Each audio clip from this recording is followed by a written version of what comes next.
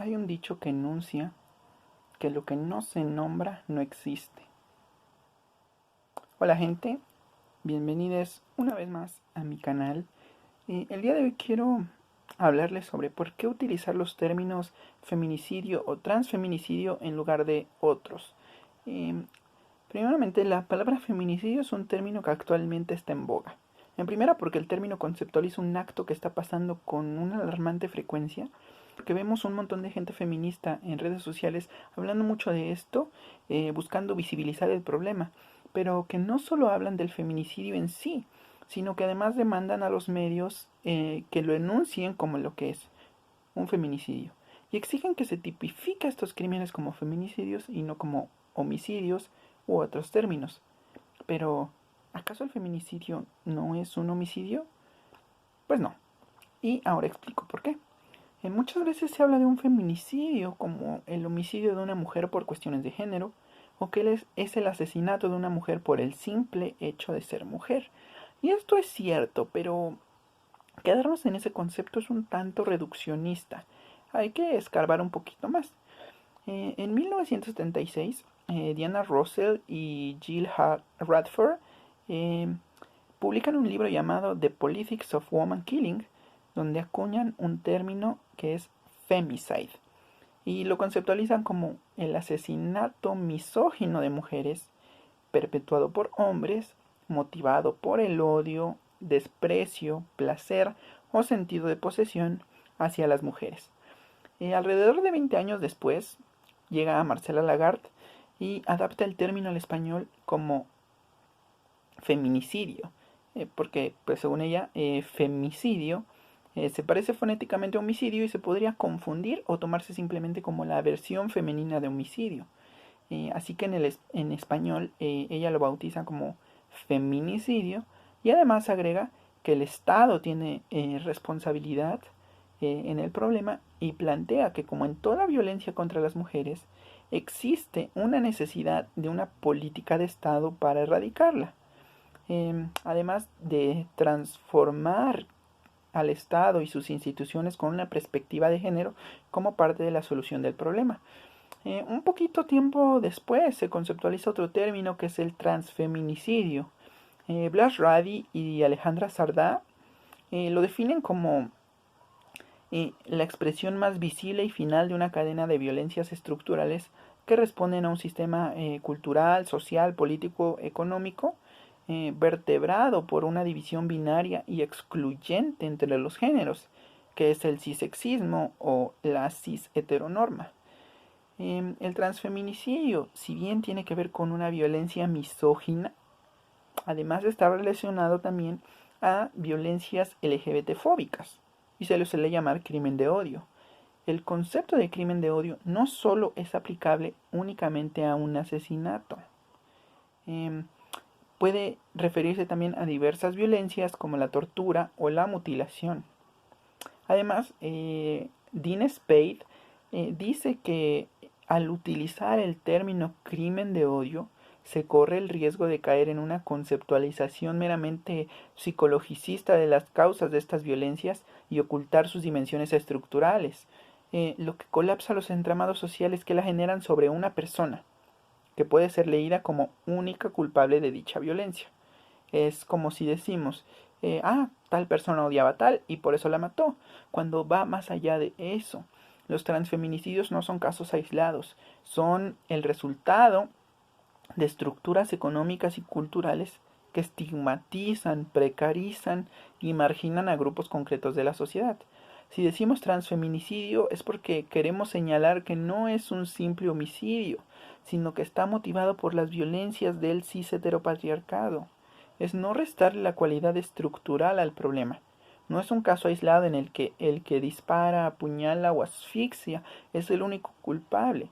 Estos asesinatos matan a personas concretas y están motivados por el afán de erradicar lo que esa persona representa.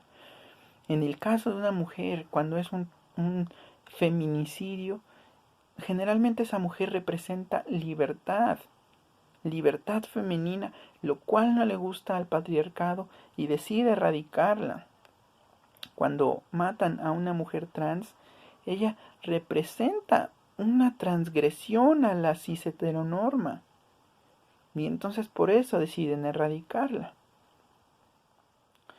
El caso de los feminicidios perpetrados por la pareja de la víctima, muchas veces se le suele llamar como un crimen pasional, el cual es un término deleznable porque borra el trasfondo del acto y deja al feminicida como víctima de un mar de instintos y ausencia de racionalidad provocada por la pasión. Y peor aún cuando se agrega que estaba bajo los efectos de alguna droga o del alcohol, dando a entender que fue culpa del problema de adicciones o que se patologiza al victimario y justifican su violencia porque el pobre estaba enfermo. Además, esto no es un asunto de uno, sino de muchos. El problema es sistémico y estructural, en el cual existe una cis heteronorma donde el género es considerado como un elemento congénito e inamovible y las disidencias sexuales son vistas como seres antinaturales que no deberían existir.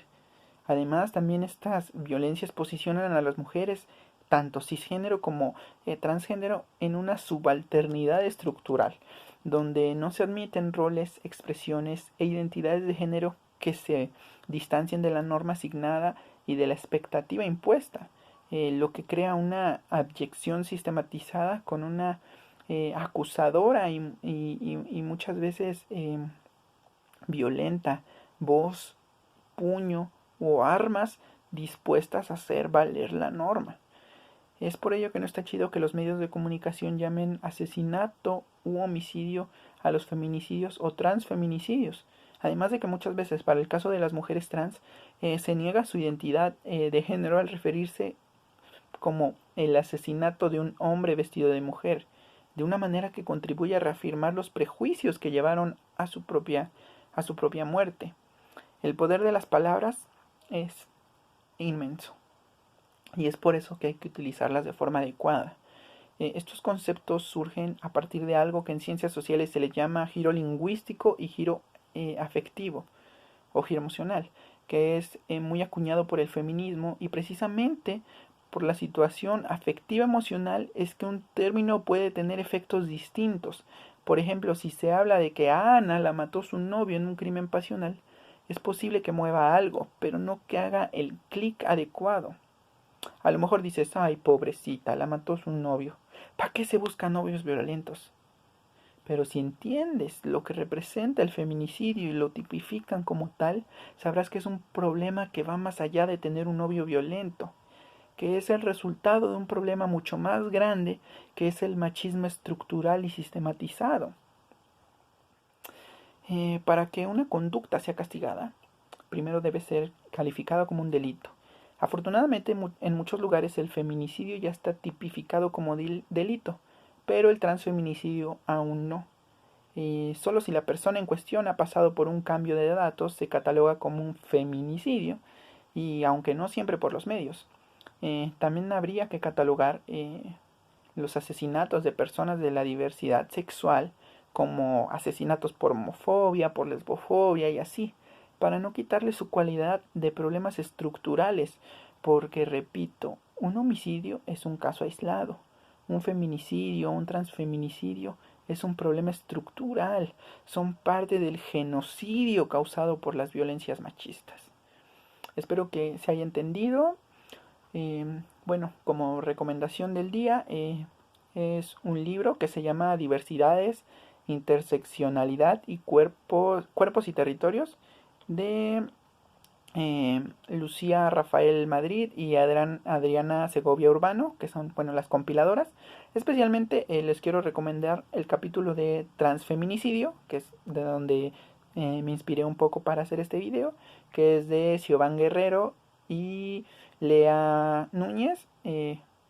Entonces pueden buscarlo, es parte de la Biblioteca de Archivos Jurídicos de la UNAM, para que pues lean y se empapen un poco más acerca de estos términos. Sin más que decir, lindo día y adiós.